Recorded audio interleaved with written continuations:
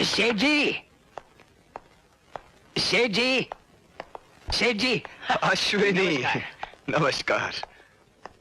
बहुत खुश नजर आ रहे हो, बात क्या है? बस यूं ही सोच रहा था, चलाया। अब देखिए ना सेठ जी, आपकी बेटी शादी के काबिल हो चुकी है। अब ये वो जुदाई है जिसका सदमा आपको बर्दाश्त करना पड़ेगा। सुमन के लिए कोई लड़का देखा है तुमने? जी, उसका नाम है रवि। आपसे मिल भी चुका है, जरा याद कीजिए। अच्छा अच्छा अच्छा अच्छा, तुम उस लड़के की बात कर रहे हो जो सुमन की ही क्लास में पढ़ता है? हाँ। अच्छा है। किसका लड़का है वो? किसी अच्छे खानदान से ताल्लुक रखता होगा। उसे हमने अपने गोद में सहलाया और उसकी तमाम परवरिश हमारे हाथों से हुई। खून का रिश्ता तो नहीं, लेकिन एक बाप और बेटे का गहरा रिश्ता रहा है। उसके माँ बाप कौन, उसका खानदान क्या, ना तो वो जानता है और ना ही हम खुद जानते हैं।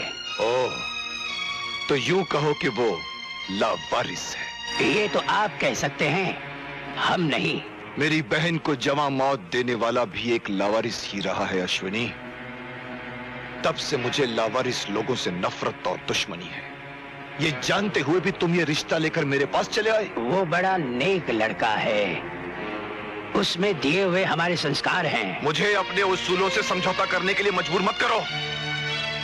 ये तुम हो अश्विनी जो मैंने बर्दाश्त कर लिया है, क्योंकि मैं बरसों पहले तुम्हारे किए गए एहसान के नीचे दबा हुआ, और शायद उसी एहसान की याद दिलाने के लिए तुमने आज ये जुर्रत की है। बोलो, तुम्हें उस एहसान की क्या कीमत चाहिए? कीमत? हम अमीर ना सही सेठ जी, लेकिन एहसान के सौदागर नहीं हैं। बदनसीबी के आपकी समझ पर दौलत का काला पर्दा पड़ गया है। इस अंधेरे में कुछ लोग तो रस्सी को सांप और कुछ लोग सांप को रस्सी समझ बैठते हैं। मैं किसी अंधेरे में नहीं हूं अश्विनी, बल्कि तुमने अपनी दोस्ती का भ्रम देकर आज तक मुझे अंधेरे में रखा है। हमारे बेगरज दोस्ती पर ये गलीज धब्बा मत लगाइए सेठ जी। मैं सच्चाई से पर्दा उठा रहा हूं, और सच ये है अश्विनी कि तुम्हारी नियत में खोट है, वरना 18 साल के बाद ही तुम यहां क्यों आए? इससे पहले इस शहर की ओर मुड़कर क्यों नहीं देखा? दरअसल तुम 18 साल तक फसल के पकने का इंतजार करते रहे, और जब फसल पककर तैयार हो गई तो किसी जमींदार की तरह लगान वसूल करने तुम यहां चले आए। बोलो बोलो अश्विनी, क्या चाहिए तुम्हें? कितनी कीमत चाहिए तुम्हें उस हरामजादे को मेरी सुमन से दूर रखने के लिए? ये गाली तुमने हमें दी है, रवि को नहीं दी राजेश्वर। ओह, तो सेठ जी से राजेश्वर पर तुम आ ही गए। तो सुनो अश्विनी, मेरे गुलिस्तान की कली को तुम देख तो सकते हो, उसे तोड़कर नहीं ले जा सकते। एक नजर अपने आप पे डालो और फिर अपने पैरों पर घूमकर मेरे बंगले को देखो और मुझे बताओ, क्या इसी दिन के लिए मैंने अपनी सुमन को हर दुख हर तकलीफ से दूर रखा कि किसी भिखमंगे लावारिस के हाथों उसे सौंप दूं, ताकि वो मेरी दौलत को नाजायज रास्ते पर लुटा दे, ताकि सुमन का भी वही हाल हो जो मेरी बहन का हुआ था? नहीं अश्विनी, नहीं, अब वो गलती मैं दोबारा नहीं होने दूंगा। तुम समझते हो राजेश्वर कि अमीर आदमी ही खानदानी बनता है? रुपया अरे रुपया तो हाथों का मैल है। हमने कभी सोचा नहीं अपने हाथों को इससे गलीज करने का, लेकिन आज तुमने हमें मजबूर कर दिया है कि एक दिन हम भी दौलत और रुपयों की घिनौनी दीवार तुम्हारे सामने ला खड़ी करेंगे और उसके पर्दे में तुम खो जाओगे। अश्विनी, तुमने हमारी आन को ललकारा है। अरे तुम गरीब लोग क्या जानो कि शान क्या होती है और आन क्या होती है। वैसे भी अपनी शान को बचाने की ताकत है मुझ में। अश्विनी, तुम्हारे इरादों को मिटाकर मैं तुम्हें अपनी दौलत के आगे झुकने पर मजबूर कर दूंगा, ये मेरी जिद रहेगी। राजेश्वर, तुम्हारी ये जिद, तुम्हारी ये दौलत, तुम्हारा सब कुछ हमारे बढ़ते हुए कदमों तले रौंदा जाएगा। इंतजार करो।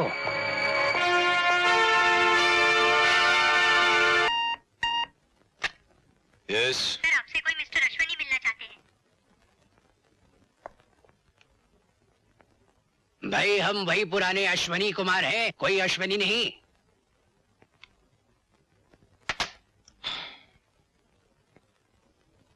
आओ अश्विनी, आओ। दुनिया के बड़े रंग है राजेश्वर, बहुत बहुत मजेदार। एक ये कि अब हम भी एक बड़ी शिपिंग कंपनी खोलने वाले हैं, और तकदीर के चक्कर देखो, तुम्हारे ऑफिस के ठीक ऑपोजिट वाली बिल्डिंग में ही हमारा ऑफिस तैयार हुआ है। हम चाहते हैं, बल्कि हमारी दिली ख्वाहिश है कि हमारे ऑफिस का उद्घाटन कोई खास बड़ा आदमी करे। और तुम चाहते हो वो उद्घाटन मैं ही करूं? बिल्कुल सही राजेश्वर, हमारे लिए तुमसे बड़ा आदमी और कौन हो सकता है। ये रहा हमारा कार्ड।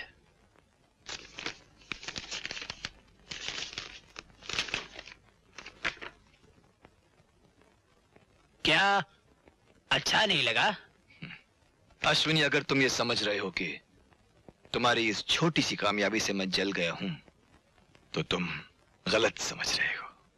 मैं ये उद्घाटन जरूर करूंगा।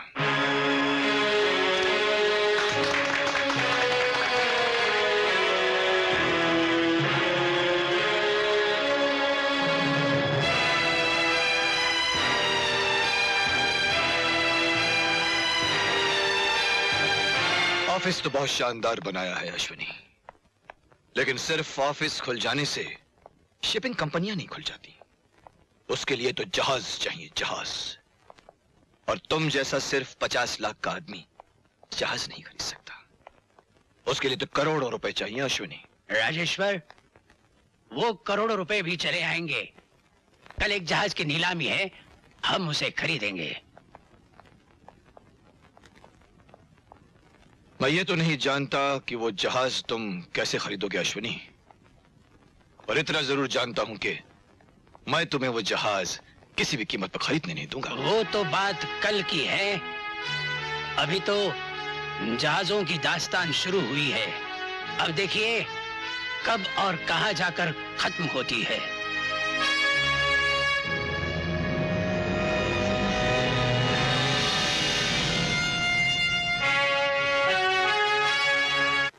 जेंटलमैन, आप लोग यहां सूर्या जहाज को खरीदने के लिए जमा हुए हैं। जहाज तो आपने देख ही लिया होगा। इस जहाज को खरीदने के बाद आपको लगेगा कि आपने सोने को मिट्टी के भाव खरीद लिया है। हां तो जेंटलमैन, बोली शुरू होगी 2 करोड़ रुपए से। 2 करोड़, 2 करोड़ 2 लाख, 2 करोड़ 5 लाख, 2 करोड़ 10 लाख, 2 करोड़ 20 लाख, 2 करोड़ 50 लाख, 3 करोड़, 3 करोड़ 1, 3 करोड़ 2, 10 करोड़, 11 करोड़, 15 करोड़, 16, 20, 25 करोड़।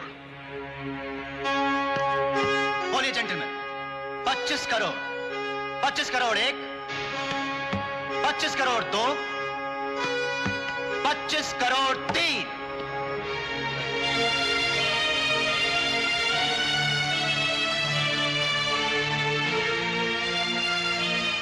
आइए राजेश्वर साहब, कागजी कार्रवाई पूरी करें।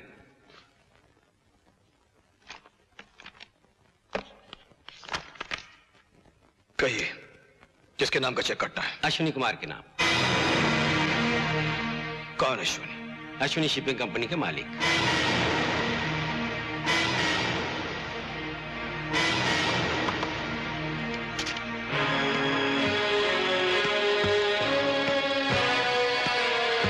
तो वो जहाज तुम्हारा था। मैं पूछ रहा हूं कि वो जहाज तुम्हारा था? उसे हमने भंगार की नीलामी में खरीदा था।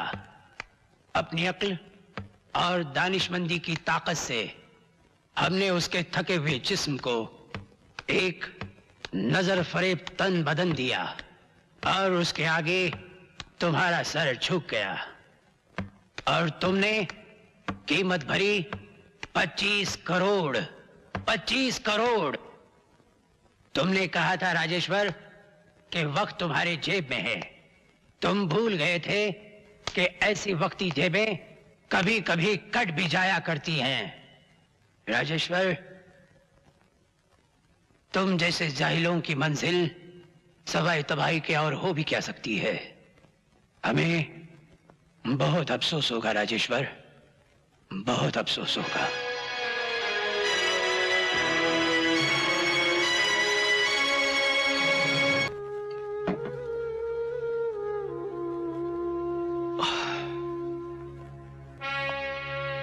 जानी अकेले अकेले। सुना है तुम्हारी खरीदी हुई जमीन में से मूर्ति निकली है। ओह, तो वो मूर्ति की चाल तुम्हारी थी। जरा सी बात है। मेरे करोड़ों रुपए बर्बाद हो गए और तुम कहते हो कि जरा सी बात है। तुमने रिश्वत देकर हमारे 10 करोड़ का टेंडर कैंसिल करवा दिया। राजेश्वर, कौवे के चोंच मारने से पहाड़ नहीं टूटता। मैंने कोई रिश्वत नहीं दी, तुम बकवास कर रहे हो। हम तो गीत गा रहे हैं। जिसने रिश्वत ली थी उसे एंटी करप्शन उठाकर ले जा चुकी है। क्या? जी, अब हम आए हैं तुम्हें मुबारकबाद देने। अब वहाँ मंदिर बनेगा, मंदिर, होटल नहीं बनेगा। इसे बच्चों का खेल मत समझो अश्विनी। इतनी आसानी से मैं वो जमीन नहीं जाने दूंगा। मैं कोर्ट कचहरी जाऊंगा और वहां पर होटल बनाकर ही रहूंगा। राजेश्वर, तुम जैसे लोग रिश्वतखोरी को जन्म देते हैं।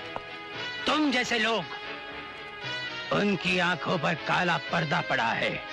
वो इस देश में सूरज की रोशनी को कभी पूरा चमकने नहीं देंगे। ये देशभक्ति के लेक्चर छोड़ो अश्विनी और अंजाम की सोचो, अंजाम की।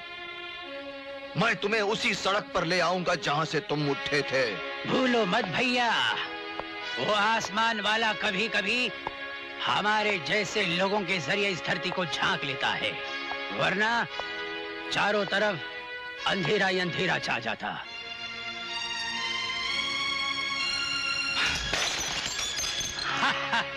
लो, तुम तो पी चुके, अब जरा हम भी तो चखें।